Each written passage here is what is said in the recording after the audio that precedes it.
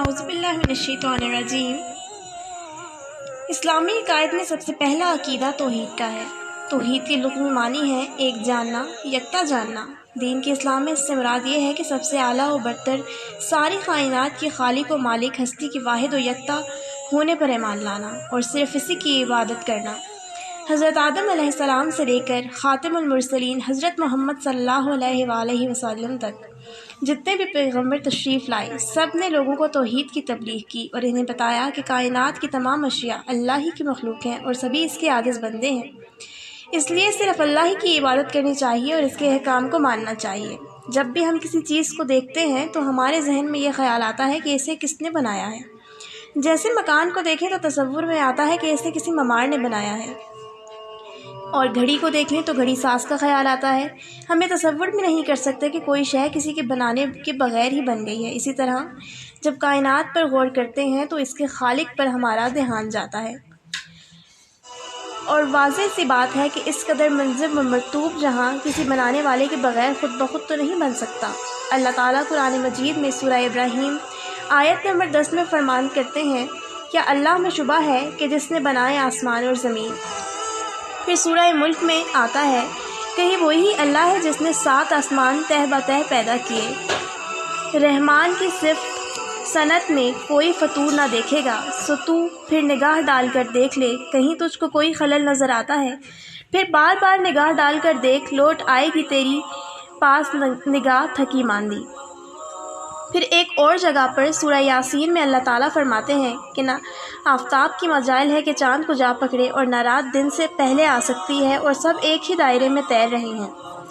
پھر ایک اور مقام پر سورہ قمر میں اللہ تعالیٰ فرماتے ہیں کہ ہم نے ہر چیز کو ایک خاص اندازے سے پیدا کیا ہے۔ کائنات کا یہ نظم و ضبط اس بات کی روشن دلیل ہے کہ ایک ایسے اعلیٰ و برتر ذات موجود ہے جس نے کائنات میں یہ خوبصورت نظام پیدا فرمائے ہیں۔ اسی طرح اللہ تعالیٰ ایک اور مقام پر ارشاد فرماتے ہیں کہ بے شک آسمان اور زمین کی پیدائش، رات دن کے عدل بدل میں اہل عقل کے لیے بڑی نشانیاں ہیں۔ ایک مقام پر اور فرماتے ہیں، کارگری اللہ کی ہی ہے جس نے ہر چیز کو مضبوط بنایا ہے۔ جس طرح زمین اور آسمان ساری کائنات وجود باری تعالیٰ کی گواہی دیتی ہے، اسی طرح انسانی فطرت کی بھی یہی آواز ہے کہ انسانی تاریخ کے مطالعے سے سب مہذب سے مہذب اور وحشی سے وحشی ہر طرح کی قوموں میں قادر مطلق ذات ایک اللہ ہی ہے۔ ایک اور مقام پر اللہ تعالیٰ ارشاد فرماتے ہیں کہ اللہ اس فطرت کا اتباع کرو جس پر اس نے انسانوں کو پیدا کیا ہے۔ ایک اور مقام پر اللہ تعالیٰ فرماتے ہیں، اور زمین میں بہت سی نشانیاں ہیں یقین دلانے والوں کے لیے، اور خود تمہاری ذات میں بھی، تو کیا تمہیں دکھائی نہیں دیتا؟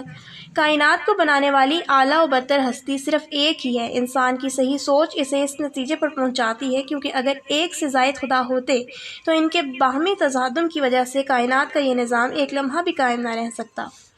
ایک اور مقام پر سورہ انبیاء میں اللہ تعالیٰ فرماتے ہیں کہ اگر ان دونوں یعنی زمین اور آسمان میں علاوہ اللہ کی کوئی معبود ہوتا تو ان دونوں میں فساد برپا ہو جاتا۔ اسی طرح اللہ تعالیٰ ایک اور مقام میں سورہ اخلاص میں فرماتے ہیں کہ آپ صلی اللہ علیہ وآلہ وسلم کہہ دیجئے کہ وہ اللہ ایک ہے، اللہ بے نیاز ہے، نہ اس کی کوئی اولاد ہے، نہ وہ کسی کی اولاد ہے، اور نہ کوئی اس کا ہمسر و ثانی ہے۔